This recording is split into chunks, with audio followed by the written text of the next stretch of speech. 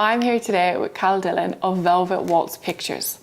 Cal is very excitedly doing his debut feature of A Mistaken Obsession. This is amazing. How are you feeling about it all?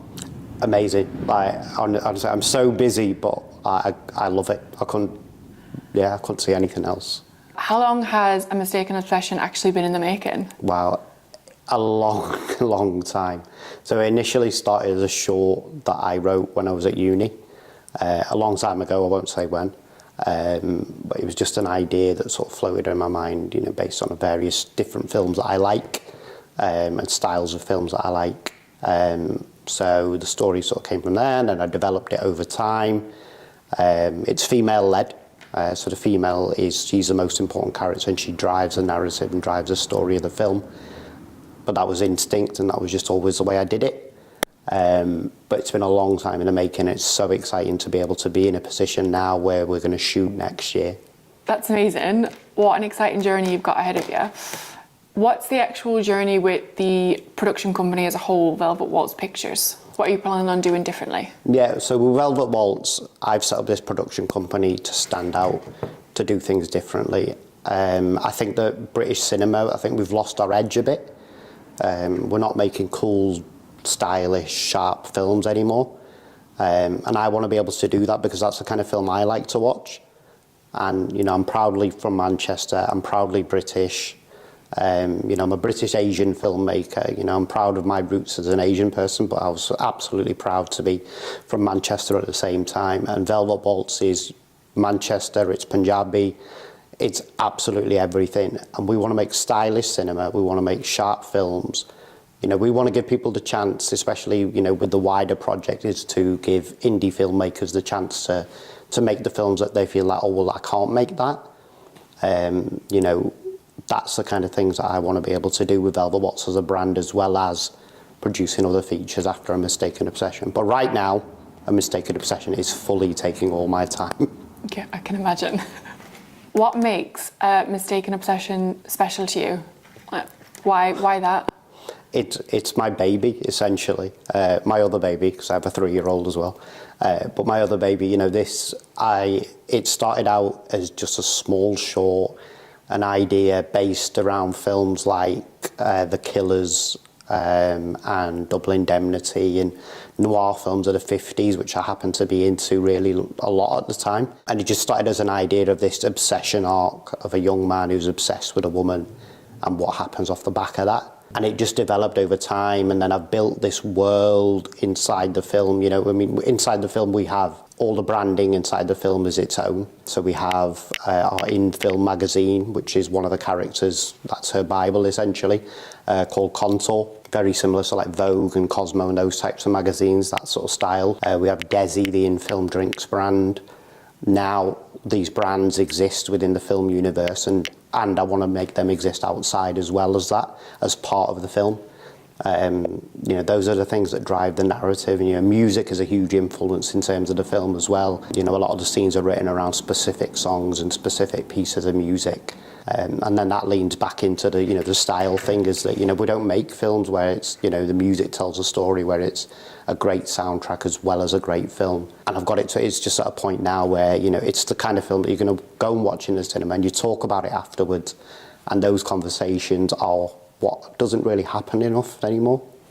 Yeah, I'd completely agree. I think it's a really special moment being able to go watch a movie, come out and have whether it's a heated debate or an emotional one, I think it's really special. Okay, so there's been a lot of online chit chat on Facebook about the actual film, and I wanted to ask, is that something that you'd be comfortable talking about today? Yeah, absolutely fine. So there have been some Facebook comments about the film. One of the comments was that we are making an £8 billion feature to sell £3 Kindle books, which I can assure you is not the case. However, it is cinematic in itself, so maybe our next idea could be the Kindle swindle, but it's not the case. Honestly, we are making this, and this is a serious film, and it'll blow your socks off. So the undertaking of creating your own film is going to be quite a lot. I'd love to know what stage you're currently at. So currently we have summer cast attached. some emerging talent who are absolutely amazing. We have Claudia Gregory, who is a brilliant actress. We've got Jasmine Sumner, who just absolutely pops on screen, playing two of the key roles.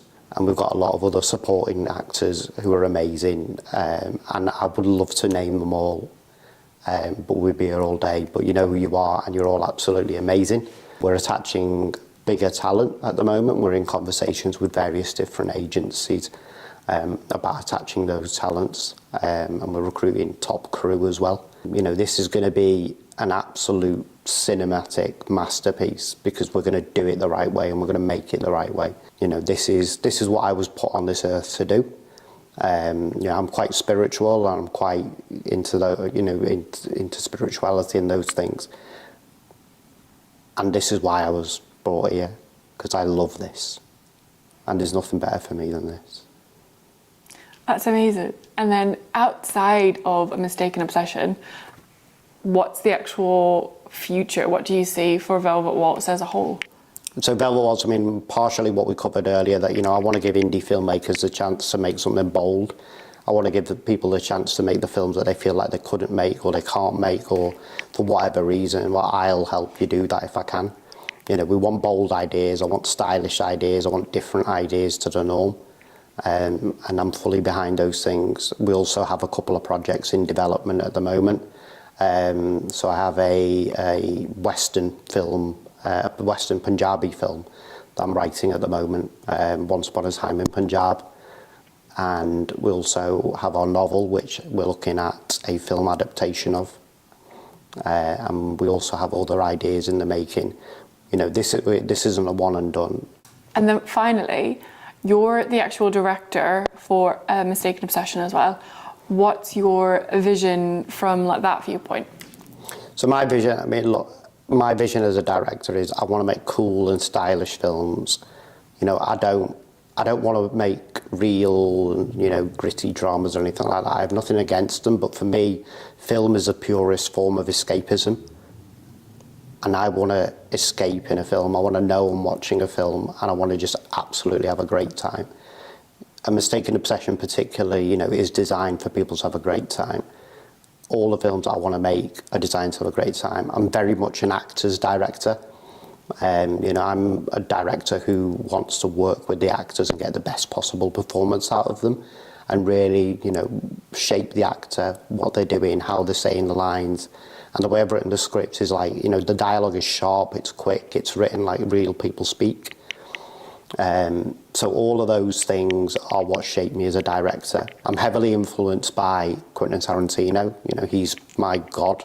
You know, he's the man, he's the reason I started writing. He's the reason I wanted to write. He's the reason I write the way I write. One of my favourite films of all time is Point Blank. Great film. If anybody's not seen it, watch it. But the way Borman shoots in that, and the way he makes it uncomfortable, and the way he makes it's almost dreamy in senses, and it's just sharply cut. Not for a minute you watch that film and, you know, feel unengaged. You know, like I said earlier, I'm Punjabi, I'm Indian at heart as well. So, you know, I grew up watching 70s Bollywood. The 70s Bollywood wasn't like what we as a Western audience see Bollywood.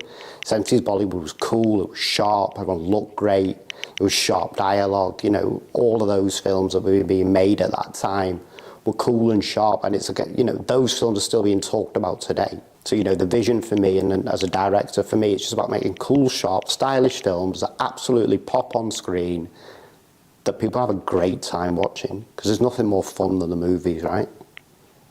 What an incredible story, and what an incredible journey that you've been on yourself. I'm so excited to watch you like through this and see that process. Thank you so much for coming today, and thank you so much for being so open and honest and transparent throughout. Thank you. Thank you. Thank you for taking the time to interview me and taking the time to sit here and have this chat, because it's been absolutely wonderful sharing it with you.